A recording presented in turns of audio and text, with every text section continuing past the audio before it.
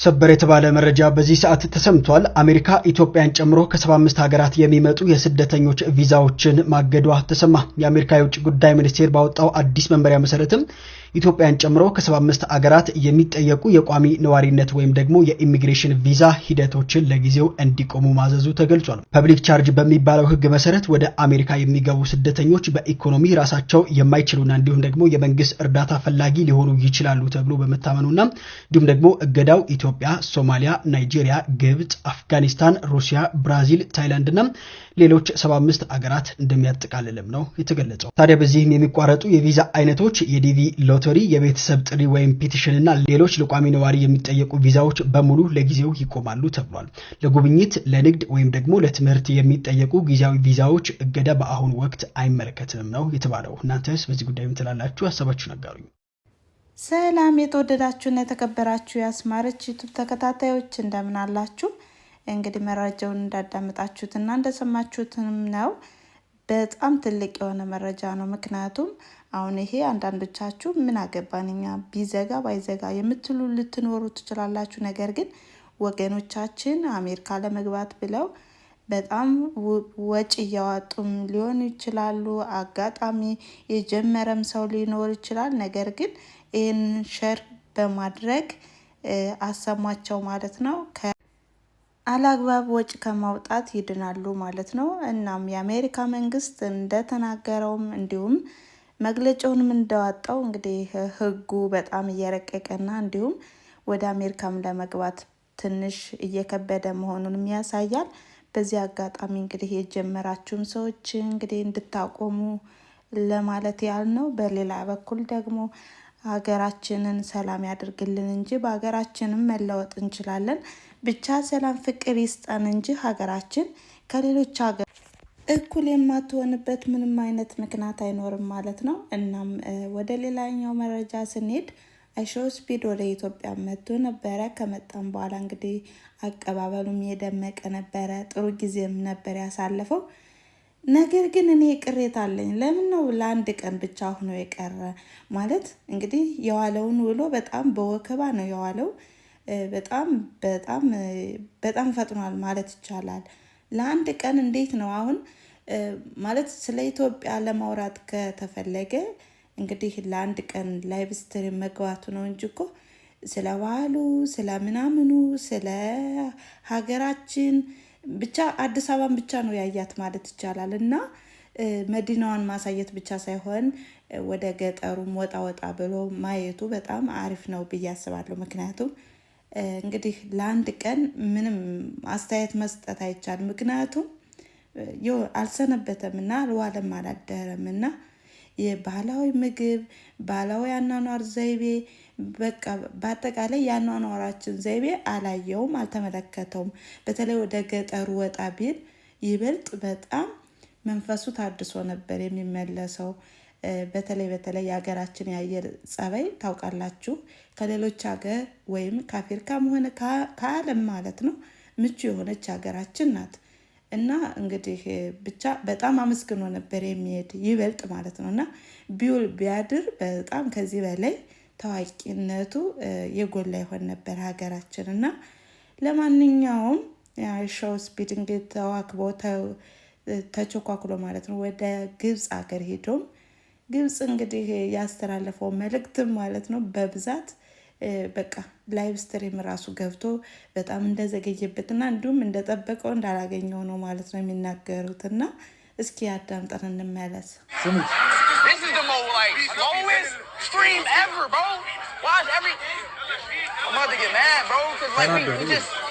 Everything, y'all like making everything difficult. We making everything difficult. I think everybody's overthinking everything on the team right now.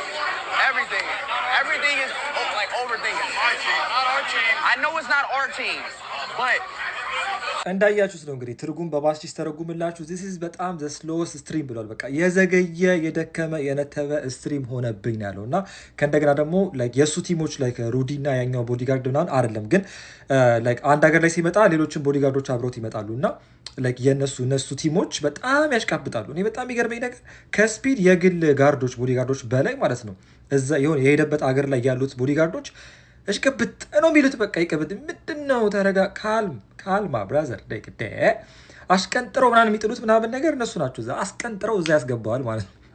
እና አጉል ሲያፈሉ ነበርና ስትረስ አውት እያደረጉት ነበር። ሁሉ ነገር ኦቨርቲንክ እያደረጉ አጉል አናላይዝ እያደረጉ አርቀው ለማሰብ ሲሞክሩ ነገሮችን እያበላሹ በቃ ሁሉ ነገር ዝግይት ብሎበት እንደዚህ ተበላሽቶበታል። በቃ እና ሙሉ ስትሪሙ እንደዚህ መኪና ላይ ነው በቃ ሄዱ። የኢጂፕሽያኖቹ ቦዲጋርዶች በጣም አሽቃባጭ ከመሆናቸው የተነሳ ማለት ነው ሩዲና ያኛው በቃ ሁለት የስፒድ ፐርሰናል ቦዲጋርዶች ምንም ስራ አልሰሩም። በቃ ስራ ፈተው ነው በቃ እንደ ዴይ ኦፍ ነው የሚቆጠረው ማለት ነው። በቃ በጣም በቃ ነገሮችን አክቲቭሊ ምናምን ሲሉ ነበረ። ሰው የለም እኮ ይኸውልኝ ይሄን ጉድ